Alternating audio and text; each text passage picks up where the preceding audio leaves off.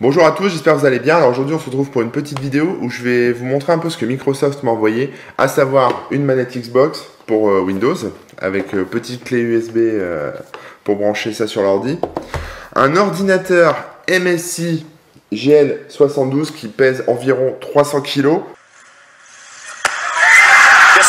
Moi qui suis habitué aux petites machines, là c'est sûr que là j'en ai en termes de rapport qualité-poids. Ouais. Et c'est une machine qui est faite pour les gamers. C'est une grosse boîte avec un gros dragon. Voilà, ça parle aux gamers.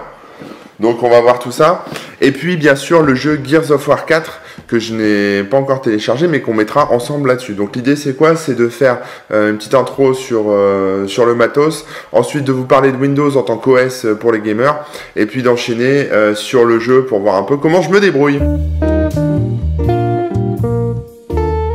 Bon, je vous cache pas que ça fait un bail que j'ai pas eu de vrai PC de gamer entre les mains, encore moins un portable de gamer, parce que d'habitude moi je joue sur des PC fixes, des PC de bureau, et là je vais vous présenter un peu ce qu'il y a dans cette machine. Alors ne faites pas attention au fond d'écran, hein, c'est de ma composition personnelle. Alors, dans cet ordinateur de ouf, qui est donc le GL72 7RD261FR, on peut retrouver donc la couleur qui est black, hein. Alors si vous aimez le black, là voilà, tout est black. Alors je sais pas pourquoi ils le mettent 4 fois, mais je pense que c'est pour dire qu'il est vraiment très noir, très sombre.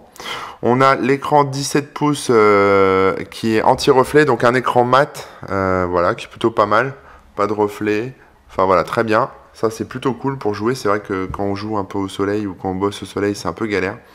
On se retrouve avec un Intel Core i7, un processeur assez puissant quand même, une Nvidia GTX 1050 qui est milieu de gamme on va dire. En termes de disque dur, on se retrouve avec 1 Tera à 7200 tours minute, 8 Go de DDR4, après du classique, hein, Bluetooth, connexion réseau, Windows 10 64 bits, et une batterie dont je ne connais pas l'autonomie, mais ce que je peux vous dire, c'est que ça s'use assez vite, surtout quand on le fait tourner à fond. Bon alors par contre, ça a beau être une bête de course, les mises à jour sont toujours aussi longues à appliquer. Patience.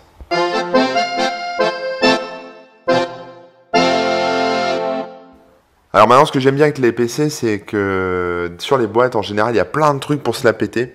Et comme je suis un peu largué, on va regarder un peu ça. Voilà, donc là, ils te disent que c'est beaucoup mieux. La GTX qu'ils ont mis à l'intérieur, elle est beaucoup plus rapide. Que la batterie, non, c'est pas batterie, c'est battery. C'est pas, c'est pas la battery, c'est pas la batterie, c'est la battery. Mais non, Hardy!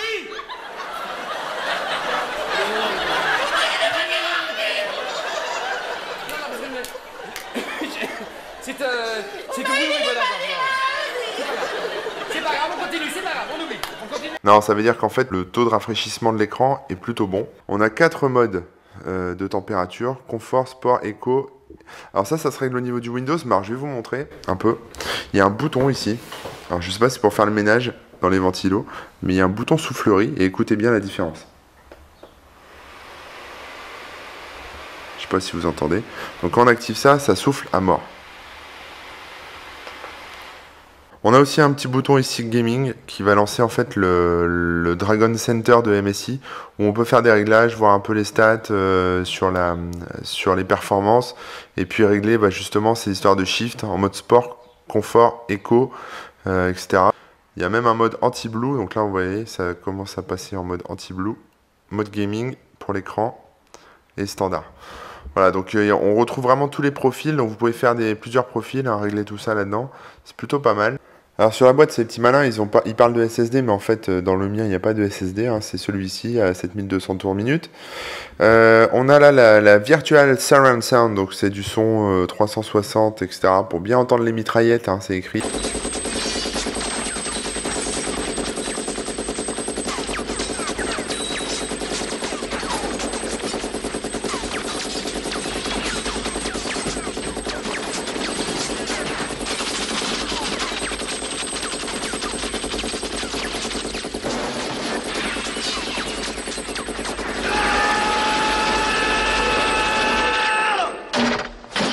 Le petit centre de contrôle que je viens de vous montrer, le Cooler Booster, Donc ça, bah, c'est juste le refroidissement hein, pour le CPU. USB 3, qui est 10 fois plus rapide que l'USB 2. Voilà, mais je sais pas s'il y a encore des ordi qui sont vendus avec de l'USB 2. Et alors pour les gamers, ça c'est quand même quelque chose qui est très important, au-delà de la machine, c'est le clavier. Et le clavier, il est fait par SteelSeries, et ça vaut quand même le coup. Alors en attendant, je vous propose qu'on teste aussi un autre jeu que vous connaissez peut-être pas, qui n'est pas disponible sur le Windows Store, mais qui s'appelle Too Dark. Alors Too Dark, c'est un jeu qui est fait par Frédéric Reynal, qui est l'inventeur de Alone in the Dark ou de Little Big Adventure, vous connaissez peut-être. Frédéric qui donc a remis les mains sur son clavier avec sa femme pour développer ce jeu. Alors Too Dark, c'est un jeu d'infiltration, d'aventure et surtout de survival horror comme Alone in the Dark, hein, c'est vraiment le style de prédilection de Frédéric Reynal, qui se passe dans un monde où en fait un monde actuel où le personnage principal doit retrouver la trace de ses enfants disparus, enfants qui sont torturés, etc. Donc c'est un jeu qui peut donner des haut le cœur aux gens qui ont des enfants. J'avoue que voilà, j'y ai joué un petit peu, on va se le mettre là, on va regarder ça ensemble, mais c'est pas à réserver à tout le monde, c'est un jeu qui est vraiment pour les adultes qui ont l'habitude de ce genre de style de jeu. Ah, bon bah je me suis fait mordre par un rat. Voilà, fin de l'aventure pour moi. En tout cas, l'ambiance est vraiment très prenante. Le jeu est agréable. Beaucoup plus avec une manette que sur le clavier, parce que le clavier, voilà, c'est un peu compliqué. Je pense que ça a été plus conçu avec la manette. Mais en tout cas, voilà, c'est un jeu que je vous recommande. Il n'est pas très cher. Et Too Dark, voilà, c'est un jeu indé. Et il vaut vraiment le coup. Alors sur le Windows Store, il n'y a pas encore tous les jeux. Il y a Gears of War 4 que j'ai téléchargé. Et il y a aussi le dernier Tomb Raider. Mais par contre, pas encore de Halo 5. Là où ça va devenir intéressant dans le futur, c'est que Microsoft bosse sur des technos de réalité virtuelle avec les casques. Et ils ont une techno qui permet en fait d'intégrer les capteurs directement dans le casque. Ce qui évite d'avoir un truc déporté, branché en USB sur l'ordinateur.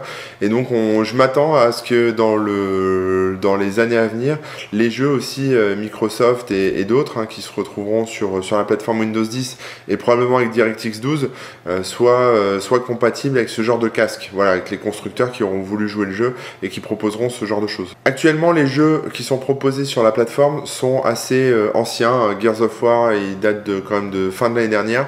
La raison à cela, c'est que Microsoft a un peu gelé les sorties pour le moment, parce qu'ils vont sortir la Xbox Scorpio qui va être annoncée prochainement à l'E3. La Xbox Scorpio, c'est un peu l'équivalent pour la PS4 de la PS4 Pro, donc c'est-à-dire une version plus puissante, plus performante de la Xbox One.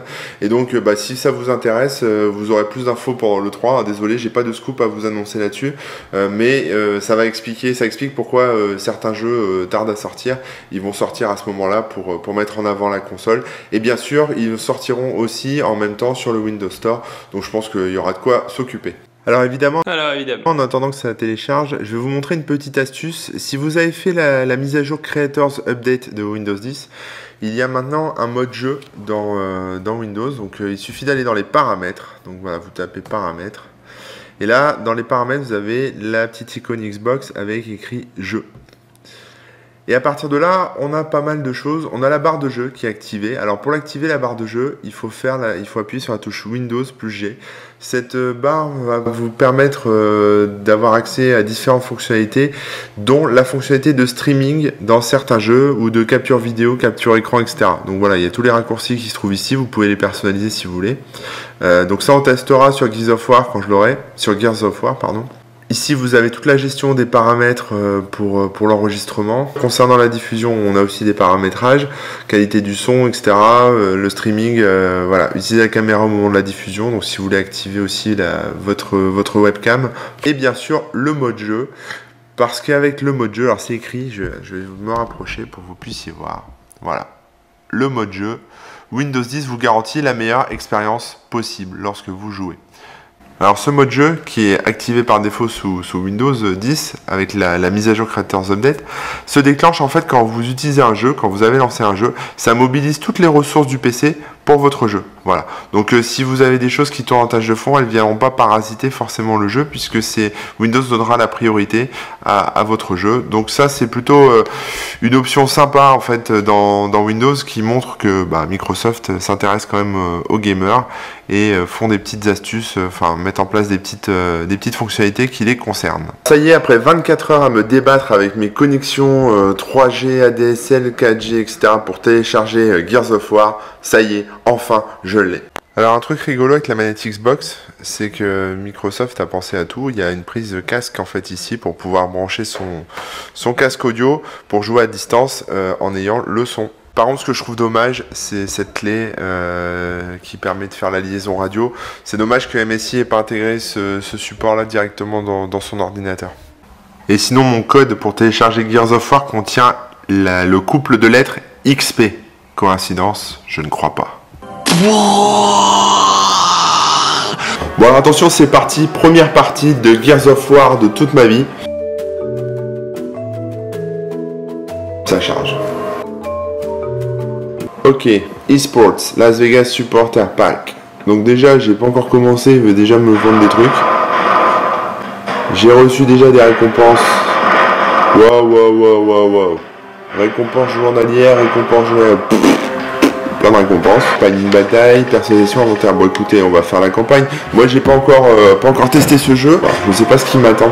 Merci d'être avec nous. Événement aujourd'hui à la Nouvelle Éphyra où le Premier ministre Jin a célébré le 25e anniversaire de la fin de la guerre contre les locustes. Alors, ça rame un peu, mais je pense que c'est à cause de l'enregistrement vidéo.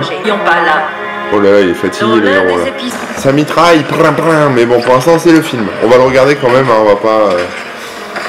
On va jouer le jeu. Guerre pendulaire 2 ans avant l'émergence. Oh yeah. Bon, ça pète de partout, mais j'ai aucune idée sur quoi tirer. Alors, c'est quoi la touche pour tirer, bordel? Les gars, je connais même pas la touche pour tirer, putain. Oh là là, la merde. Mais alors, comment on tire? Ah, ça y est, j'ai trouvé. C'est bon, vous êtes tous morts, je vais mitrailler la gueule, mais alors d'une force. Oh merde, c'est un ennemi, je crois que c'était un pote. Putain. On est des vrais Américains ou on n'est pas des vrais Américains?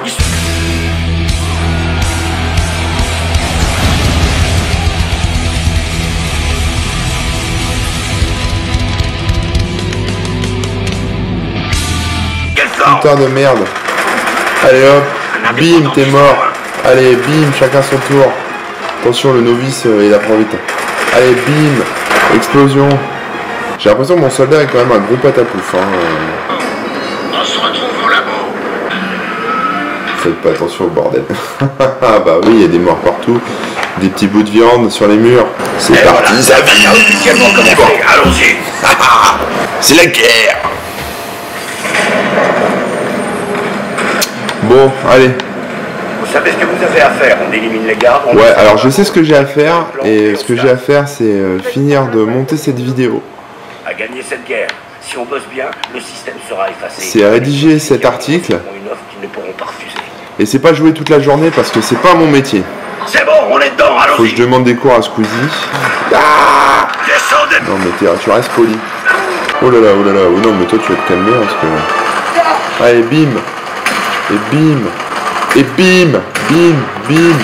Ah merde, j'ai loupé lui. Arrête de tirer sur mes amis. Alors là les filles, mais vous êtes trop morts. Bien joué, on continue. Ah ouais, mais à bout portant là, non mais... Et les mecs, c'est normal qu'ils explosent à chaque fois qu'on leur envoie des pruneaux là, parce que... Ça sert à bien la grosse mitraillette là. Non mais arrête, putain, au couteau quoi, espèce de sauvage, moi j'ai même pas de couteau. Tester la tourelle. Allez, puis on arrêtera là-dessus. On teste la tour. Ouais. Ça ne fait absolument rien parce qu'il n'y a plus d'ennemis. Il va falloir attendre un peu. Dans 10 minutes, arrêtez la mission et tirez-vous d'ici. Ça c'est du bonhomme, tu vois. Avec une grosse voix et une grosse paire de mitraillettes. Bon allez, on va s'arrêter là. Qui n'en veut des ch'tis pruneaux? Distribution gratuite, c'est la saison. Ok. Couvre-moi, Michel. Bon, c'est bien, ils explosent en 1000 morceaux. Le colis est en sécurité. Ça me paraît facile, mais en fait, ça l'est parce que j'ai pris le niveau novice. Mortier! Mortier! Mortier, on approche! Oh putain, ça pète de partout. Le bateau est devant! Le bateau, il y a un bateau. It floats back to you. Survécu au conflit le plus Allez, ramasse tes morts.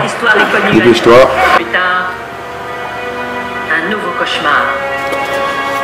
Un nouvel ennemi. Bon, allez, on va arrêter là. Fou. Donc là, premier test de Gears of War de toute ma life. En mode petit bébé joueur.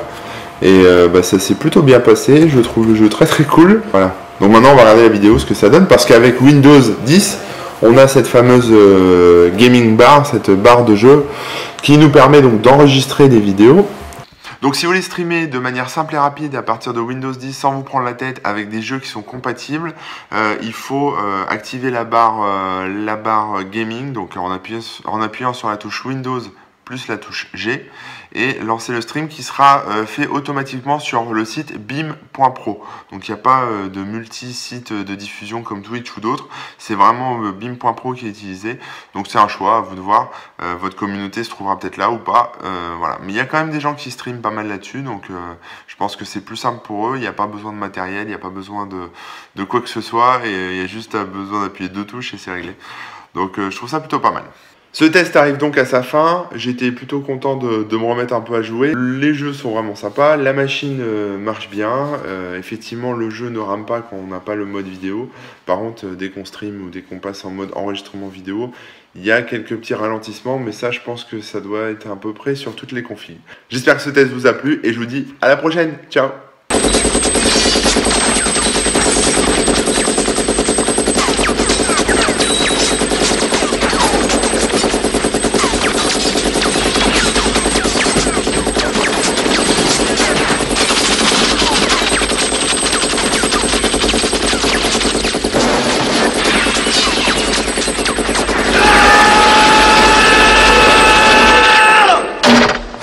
Ça se voit que je me suis levé à 5 h du mat aujourd'hui.